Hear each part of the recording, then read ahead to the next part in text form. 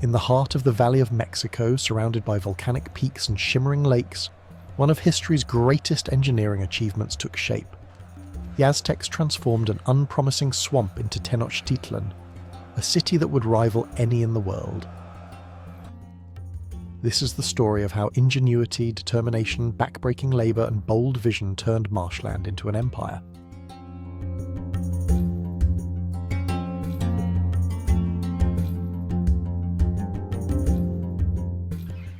When the Mexica people first arrived at Lake Texcoco in the 14th century, they found little to inspire hope. Other powerful groups had already claimed the fertile shorelines around the valley. What remained for these wandering newcomers was swamp, endless mud, towering reeds, and shallow water stretching beneath the harsh sun. The migrants waded cautiously through the muck, testing depths with wooden poles, desperately searching for any ground stable enough to support a settlement. They established a crude camp on a muddy rise barely above the waterline. Hastily constructed reed shelters offered only minimal protection against the elements. Then came the sign their priests had long prophesied. An eagle perched magnificently on a pear cactus, clutching a serpent in its talons, divine instruction to build precisely here. The elders gathered solemnly and made their fateful decision. Against all practical judgment, they would stay and create something from nothing. The first wooden stakes driven into the soft lake bed marked a critical turning point. What began as desperate survival would become remarkable transformation. As darkness fell over the tiny vulnerable settlement, cooking fires flickered against the vast empty marsh. Construction began immediately. Workers harvested reeds by the thousands along the shoreline. Skilled hands wove these into thick, buoyant mats. Canoes loaded with heavy lake-bottom sediment crossed the water. Each delivery brought raw material that would create new land itself. The chinampa system was unlike anything else in the ancient world. Workers laid woven reed mats onto the lake surface, creating floating platforms that would become incredibly fertile garden beds. Layer by layer, they piled thick mud dredged from the lake bottom onto these foundations. The work was exhausting and seemingly endless. Men laboured under the hot sun, their hands constantly submerged in cold, wet sediment, shaping each platform by feel as much as by sight.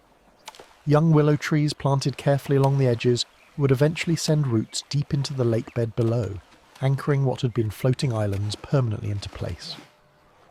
Between the rectangular plots, workers dug narrow canals just wide enough for a canoe to pass through. These waterways served multiple purposes. They provided reliable irrigation, convenient transportation routes, and a constant source of nutrient-rich mud that could be spread across the planting surfaces as natural fertilizer. As the willow roots grew and intertwined beneath the water, the chinampas transformed from temporary rafts into permanent land. Families carried basket after basket of additional soil to build up the surfaces even higher above the waterline. What had been open lake was steadily becoming an organised agricultural grid. The completed fields were remarkably productive. The combination of moisture from below, rich organic sediment, and the mild climate of the valley allowed year-round cultivation.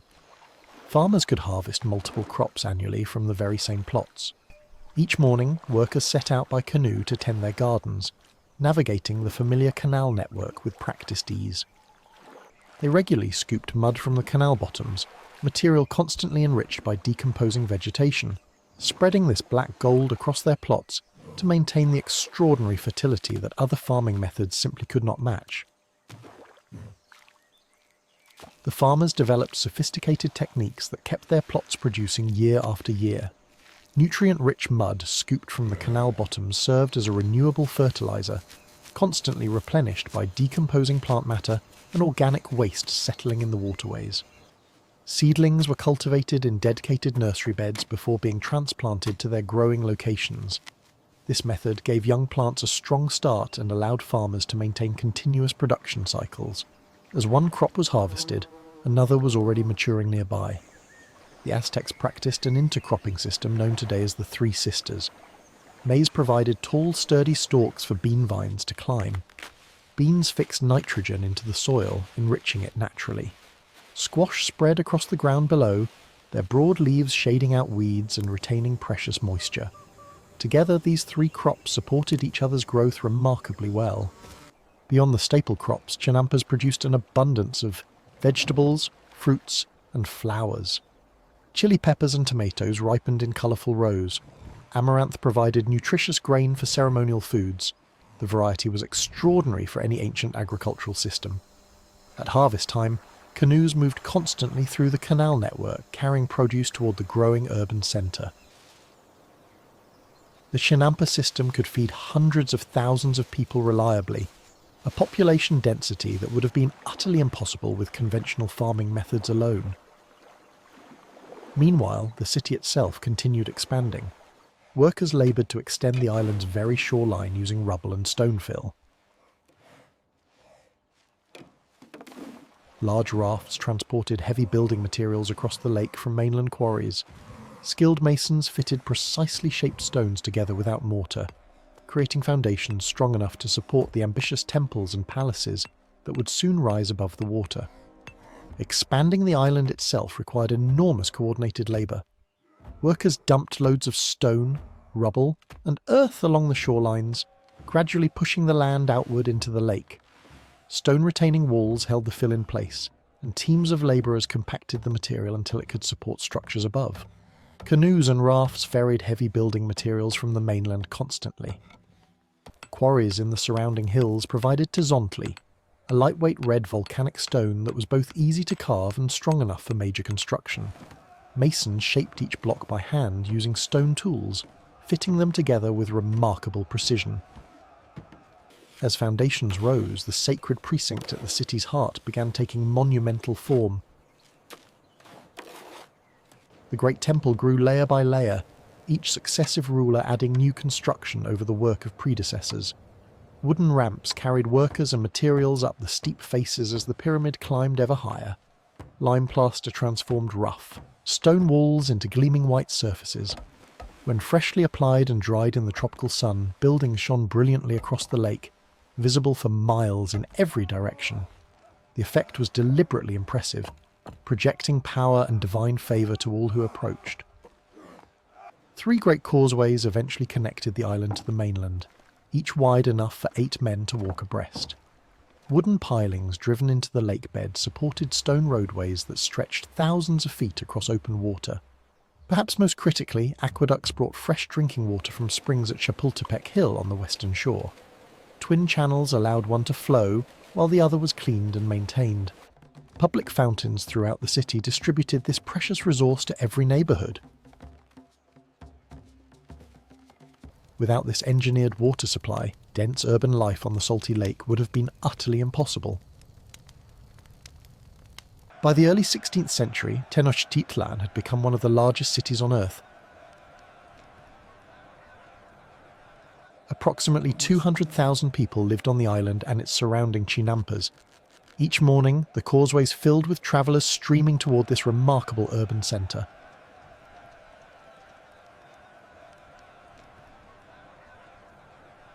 The Tlatelolco market was the commercial heart of the Aztec world, drawing perhaps 60,000 people on major market days.